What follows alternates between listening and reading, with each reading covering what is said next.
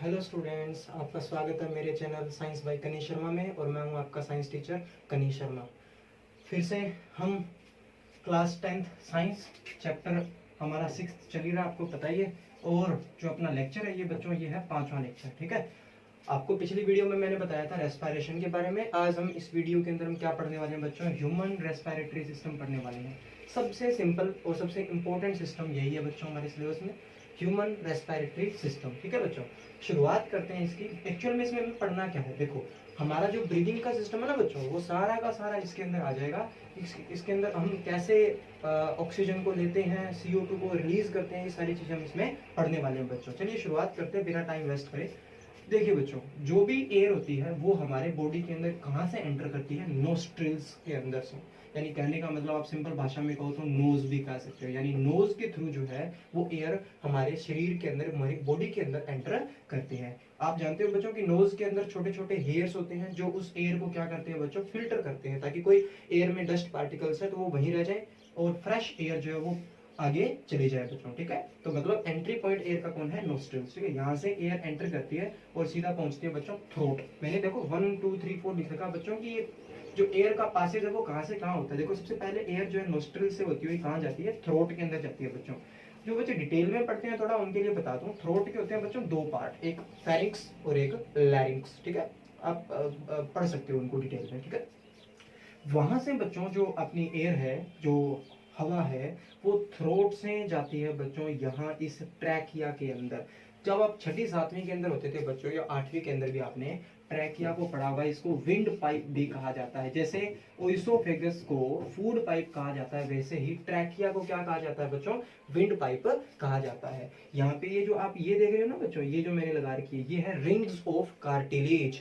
फिर से बताना चाह रहा हूँ बच्चों, एयर नोस्ट्रिल से होते होते कहाँ आई? थ्रोट के अंदर। और थ्रोट से बच्चों कहाँ आई है? वो ट्रैकिया के अंदर। हम ट्रैकिया को दूसरा नाम क्या है हमारे ट्रैकिया का? विंड पाइप भी कहते हैं। ट्रैकिया का जो ये आप ये देख रहे हो, ये जो है ये है रिंग्स ऑफ कार्टिलेज।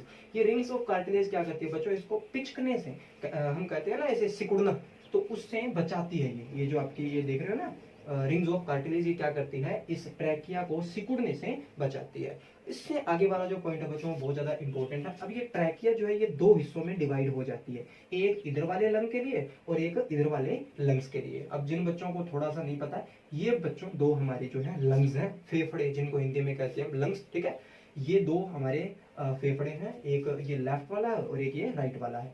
ट्रैकिया बच्चों 2 पार्ट्स में डिवाइड हो जाती है। इन दोनों पार्ट्स को मैं मेंशन कर रहा हूँ, एक ये है और एक ये है। इन दोनों पार्ट्स को हम ब्रोंकी कहते हैं, ठीक है बच्चों। ट्रैकिया 2 पार्ट्स में डिवाइड हो गई और दोनों पार्ट्स के नाम क्या हो जाएंगे? ब्रोंकी। एक लेफ्ट ब्रोंकी हो जाएगी और एक राइट ब्रोंकी हो जाएगी। सिंपल है। लेफ्ट ब्रोंकी चली गई लेफ्ट वाले लंग में, राइट ब्रोंकी चली जाएगी राइट वाले लंग के अंदर। बच्चों मैंने इसको ना क्लोज शो किया है, ध्यान से देखो, इसको मैंने बंद ही शो किया। हमने इस लंग को खोल करके नहीं देखा है, हमने इसको डिटेल में पढ़ना है, इसको एज इट इज ऐसे ही रख देना है। और जो ये लाइनें देख रहे हैं ना बच्चों, ये क्या है? रिब्स। ये क्या चीज है? रिब्स। जो हमारे चेस्ट की ये जो ये होती है ना, यहाँ पे जो होती है हड्डियां, इनको रिब्स कहा जाता है। तो इसको हमने क्लोज व्यू में रखना है, इसको ओपन व्यू में रखना है। हमें पढ़ना डिटेल में इसको है, लेकिन शो तो दूसरे को भी करना पड़ेगा ना। तो सिंपल सी भाषा में देखिए आगे क्या कह रहा है। अब ट्रैकिया 2 पार्ट्स में डिवाइड हो गई, जिनका नाम हमने रख दिया ब्रोंकी। अब ब्रोंकी बच्चों फर्दर और डिवाइड होती है छोटी छोटी वेसल्स के अंदर, जिनको हम नाम देते हैं ब्रोंकियोल्स। बहुत सिंपल है बच्चों, ज्यादा आप कंफ्यूज होने वाली बात नहीं है। एयर कहाँ से एंटर हुई? नोस्ट्रल से। कहाँ आई? थ्रोट के अंदर। थ्रोट से कहाँ आई? ट्रैकिया के अंदर। ट्रैकिया को और क्या कहते हैं? विंड पाइप कहते हैं। ट्रैकिया कितने हिस्सों में डिवाइड हो गया? 2 में, जिसके नाम क्या है? ब्रोंकी। एक लेफ्ट ब्रोंकी, एक राइट ब्रोंकी। फिर ये जो ब्रोंकीज हैं ये फर्दर अंदर आके लंग्स के अंदर आके डिवाइड हो जाती है ब्रोंकियोल्स के अंदर। और बच्चों अब मैं सबसे इंपॉर्टेंट बात बताने जा रहा हूँ। हर एक ब्रोंकियोल जो है वो लास्ट में एंड होता है एक बल्ब लाइक स्ट्रक्चर में। उस बल्ब लाइक स्ट्रक्चर को हम नाम देते हैं एल्वियोलाई। समझाया बच्चों? यानी ब्रोंकी डिवाइड हो गई अलग अलग ब्रोंकियोल्स के अंदर, और हर ब्रोंकियोल जो है वो एक ट्यूब लाइक स्ट्रक्चर है जो लास्ट में एंड होती है एक बल्ब लाइक स्ट्रक्चर में। ये जो आप बल्ब से देख रहे हो ना छोटे छोटे, इनको हम क्या बोलते हैं बच्चों? एल्वियोलाई भी बोल सकते हैं या एल्वियोलर सैक भी बोल सकते हैं बच्चों। ये हमारे रेस्पिरेटरी सिस्टम का सबसे इंपॉर्टेंट पार्ट है।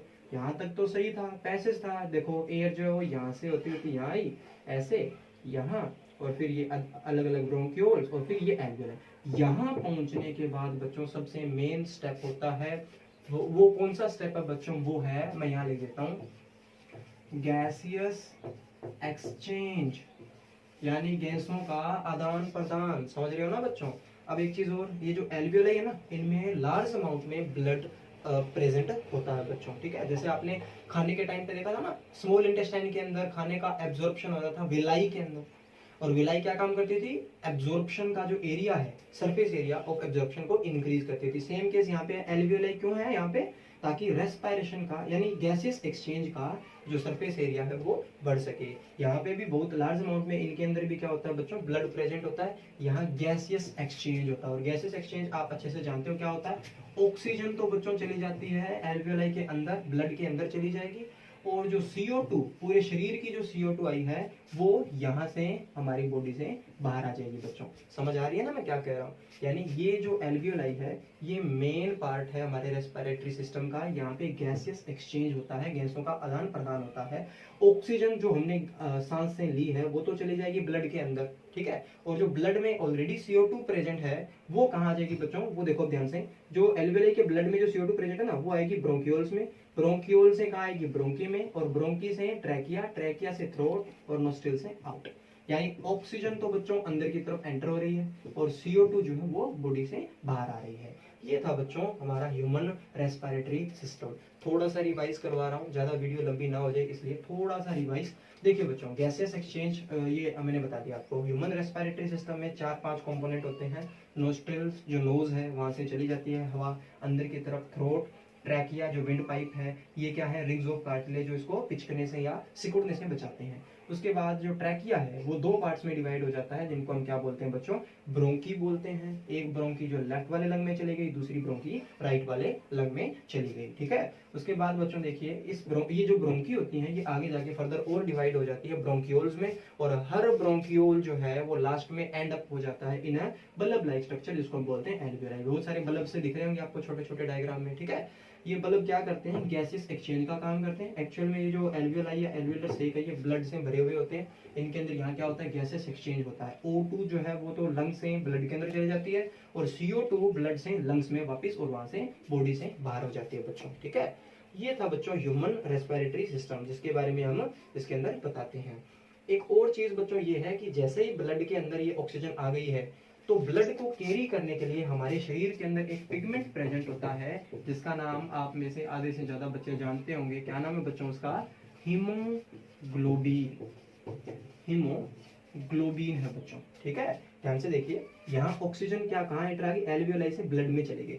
अब ब्लड से वो ऑक्सीजन जाती है बच्चों हर सेल के पास, हमारे शरीर की जितनी भी सेल्स हैं उन सभी के पास जो है वो ऑक्सीजन जो है वो पहुंचती है।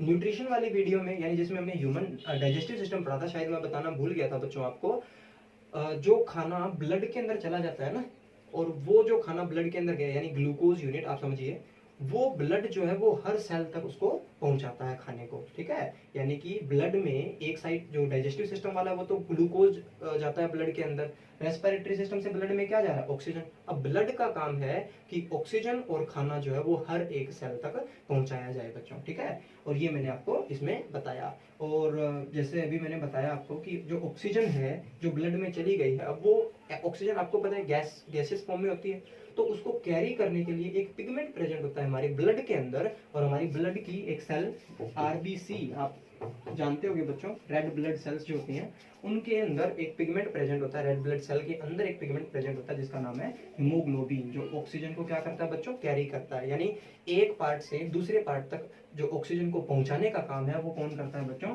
हीमोग्लोबिन करता है, ठीक है बच्चों। आप इसका एक क्लोज व्यू ले लीजिए बच्चों अच्छे से डायग्राम का, और नोट्स में वैसे मैंने डायग्राम बना रखा है। कोई बच्चा इस वीडियो में से अगर इसका स्क्रीनशॉट लेना चाहे तो बच्चों ले सकता है 4 सेकंड्स के लिए।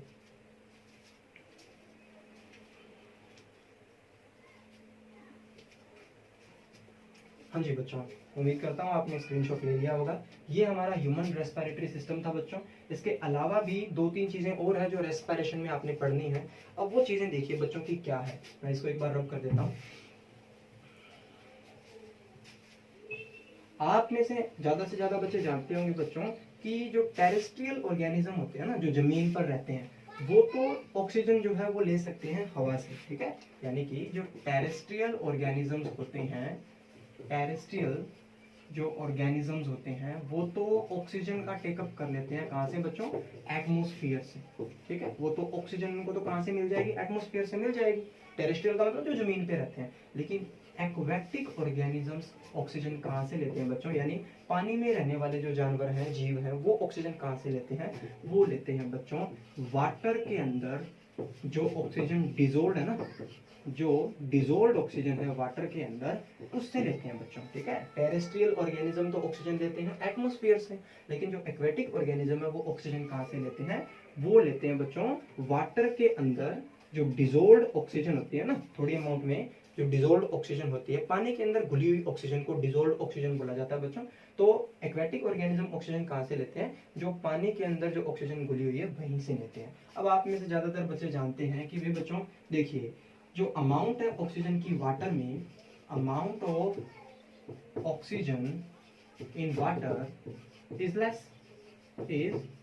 आप अच्छे से जानते हो बच्चों कि ऑक्सीजन की अमाउंट वाटर में कम है as compare to atmosphere, as compared to atmosphere. आप जानते हो बच्चों अच्छे से कि एटमॉस्फेयर में तो ऑक्सीजन काफी है, लेकिन पानी में ऑक्सीजन की मात्रा थोड़ी सी कम है। इसीलिए ये जो एक्वेटिक ऑर्गेनिजम्स होते हैं ना बच्चों, ये बहुत तेजी से ब्रीदिंग करते हैं बच्चों। ये क्वेश्चन कई बार आ जाता है कि व्हाई एक्वेटिक ऑर्गेनिज्म ब्रीथ, क्या बोलेंगे उसको, रैपिडली, ठीक है, बहुत तेजी से ये सांस क्यों लेते हैं, ये कारण है बच्चों, क्योंकि एक्वेटिक ऑर्गेनिज्म को ऑक्सीजन कहाँ से लेनी है, पानी में घुली हुई ऑक्सीजन ही लेनी है उनको। और हम अच्छे से जानते हैं कि पानी में जो घुली हुई ऑक्सीजन है उसकी अमाउंट कम होती है as compare to the oxygen in atmosphere, इसलिए इनको तेजी से सांस लेना पड़ता है, क्योंकि ऑक्सीजन की कमी होती है ना, इसलिए तेजी से सांस लेते हैं ताकि उसकी भरपाई हो सके बच्चों। एक ये क्वेश्चन था बच्चों जो मैंने आपको बताया।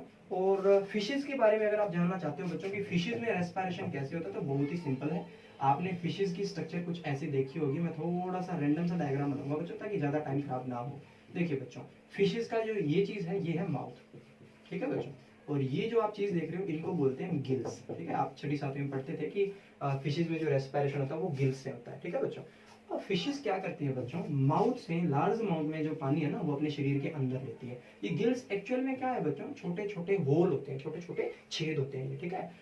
माउथ के थ्रू फिशेस पानी लेती है अंदर की तरफ और तेजी से पानी को यहाँ ये इन होल से बाहर निकाल देती है बच्चों, ध्यान दे रहे हो ना आप। यानी माउथ से तो लार्ज अमाउंट में पानी इन्होंने लिया और वही पानी जो है वो इन गिल्स के थ्रू बाहर निकाल दिया बच्चों। यानी कि एक साइड से तो पानी वो ले रहे हैं और गिल से बाहर निकाल रहे हैं। यहाँ ये जो गिल्स है यहाँ पे लार्ज अमाउंट में बच्चों ब्लड होता है, ठीक है। जो पानी लिया था उसमें जो घुली हुई ऑक्सीजन थी ना वो यहीं से ही इस ब्लड में चली जाती है और जो बाकी का वेस्ट पानी है वो ये गिल से बाहर हो जाता है बच्चों। तो बहुत सिंपल है, यानी फिशेस जो है वो लार्ज अमाउंट में पानी अपने माउथ से लेती है और गिल से उसको बाहर निकाल देती है और गिल्स के पास ही उस पानी में जो ऑक्सीजन जो घुली हुई थी वो उसको ब्लड में ले लिया जाता है। ये रेस्पिरेशन है बच्चों फिशेस के अंदर। अगर हमने फिशेस के बारे में पढ़ लिया है तो थोड़ा सा बच्चों प्लांट्स के बारे में भी देख लेते हैं इसी वीडियो के अंदर, ताकि आपका जो रेस्पिरेशन का टॉपिक है वो खत्म हो जाए बच्चों। आप अच्छे से जानते हो बच्चों कि जो प्लांट्स हैं वो एरोबिक तरीके से रेस्पायर करते हैं, ठीक है। जो प्लांट्स होते हैं वो एरोबिक जो रेस्पिरेशन है वही करते हैं बच्चों। इनको भी ऑक्सीजन चाहिए और आप अच्छे से जानते हो एरोबिक रेस्पिरेशन में क्या होता है बच्चों, आप बताइए मेरे को। ग्लूकोज से क्या बनता है, पाइरुवेट, और पाइरुवेट से बच्चों एरोबिक के अंदर ध्यान दो इन प्रेजेंस ऑफ ऑक्सीजन क्या बनता है बच्चों, CO2, H2O एंड एनर्जी। यानी कि जो प्लांट्स किस तरीके से रेस्पायर करते हैं ऐसे रेस्पिरेशन करते हैं बच्चों। यानी कि प्लांट्स को भी ऑक्सीजन चाहिए रेस्पिरेशन करने के लिए। अब यहाँ गौर करना बच्चों, आपकी बुक में इसके ऊपर थोड़ा सा बताया गया है। अब देखिए, अगर प्लांट एरोबिक तरीके से रेस्पायर करते हैं तो जाहिर सी बात है कि प्लांट में भी CO2 बनती होगी ना। अब यहाँ थोड़ा सा गौर कीजिए बच्चों कि ये जो CO2 है ना, ये दिन के टाइम में प्लांट इस CO2 को यूज कर सकता है। सब बच्चे जानते होंगे कहाँ, ठीक है। प्लांट जब रेस्पिरेशन करता है तो CO2 बनती है। इस CO2 का यूज जो वो प्लांट कर सकता है दिन में, कहाँ बच्चों, फोटोसिंथेसिस के अंदर। आप अच्छे से जानते हो फोटोसिंथेसिस में प्लांट को खाना बनाने के लिए क्या चाहिए, CO2, और CO2 इसको यहाँ पे पड़ी है, ऑलरेडी पड़ी है ना। तो मैं कहना क्या चाह रहा हूँ बच्चों कि प्लांट्स के अंदर जो एरोबिक रेस्पिरेशन होता है उसमें जो CO2 बनती है, दिन के टाइम तो प्लांट इसको यूज कर लेता है फोटोसिंथेसिस के अंदर, लेकिन रात में तो फोटोसिंथेसिस होता नहीं। तो रात में इस CO2 को जो यहाँ बनती है इसको बॉडी जो प्लांट की बॉडी है उसे आउट रिमूव कर दिया जाता है बच्चों। तो बहुत सिंपल सा आज का लेक्चर था हमारा। ह्यूमन रेस्पिरेटरी सिस्टम देखा, फिशेस के बारे में देखा और ये प्लांट्स के बारे में भी हमने देखा बच्चों। प्लांट्स के अंदर कौन सा रेस्पिरेशन बताया मैंने? Aerobic respiration. प्लांट में भी क्या बनता है? CO2 बनती है। दिन के टाइम में तो इस CO2 का यूज कर लेगा प्लांट, कहाँ करेगा? फोटोसिंथेसिस के अंदर। लेकिन रात के समय क्योंकि फोटोसिंथेसिस होती नहीं है, क्योंकि फोटोसिंथेसिस सनलाइट की प्रेजेंस में ही होती है, तो रात के समय बच्चों क्या होता है, ये जो CO2 है इसको बॉडी से, प्लांट की बॉडी से बाहर ही निकाला जाता है बच्चों। ठीक है बच्चों, ये हमारा लेक्चर था। अब बात करते हैं बच्चों थोड़ी सी आपकी केमिस्ट्री की भी। ठीक है, मैं ये कहना चाह रहा था बच्चों, क्योंकि बायोलॉजी के लेक्चर्स मेरे को अपलोड करने ही करने हैं, लेकिन मैंने यूट्यूब पे जो चैनल बनाया ना बच्चों, ये सिर्फ बायोलॉजी के लिए नहीं है, ये केमिस्ट्री के लिए भी है। तो जितने भी बच्चे मेरे से जुड़े हैं, जिनको मेरी थोड़ी बहुत समझ में आ रही है, वो बच्चे घबराए नहीं। मैं इस जो बायोलॉजी का पोर्शन कंप्लीट होने के बाद इसी चैनल के ऊपर केमिस्ट्री का पोर्शन भी जो है वो ऐड करूंगा बच्चों। ठीक है, तो केमिस्ट्री के लेक्चर्स भी मैं आपको अच्छे से एक्सप्लेन करूंगा। जितने भी 5 लेक्चर हमारे 5 चैप्टर हमारे हैं केमिस्ट्री के, वो भी हम अच्छे से करेंगे बायोलॉजी वाला पोर्शन कंप्लीट होने के बाद। और जितने भी बच्चे हैं उनसे मैं रिक्वेस्ट करता हूं बच्चों, आप इस चैनल को जो है सब्सक्राइब कर लीजिए। और कमेंट वाली बात तो मैं पहले बता चुका हूं आपको कि आपने जो कमेंट्स सेक्शन में यूट्यूब, ये जब भी आपको वीडियो दिखे यूट्यूब के कमेंट सेक्शन में जाके अपना नाम लिखना है और आपने बताना है कि ये लेक्चर मैंने देख लिया है बच्चों। और ज़्यादा से ज़्यादा होमवर्क कीजिए, मैं धीरे धीरे करके वीडियो अपलोड कर रहा हूँ। आप अच्छे से काम करिए, अपना होमवर्क करिए। ठीक है, और जितना जल्दी आप काम करोगे बच्चों, आपके ऊपर ही बर्डन कम होगा। ठीक है, बहुत सारे बच्चे अभी भी होमवर्क नहीं कर रहे हैं, तो आप जो है अच्छे से होमवर्क करिए बच्चों। ठीक है बच्चों।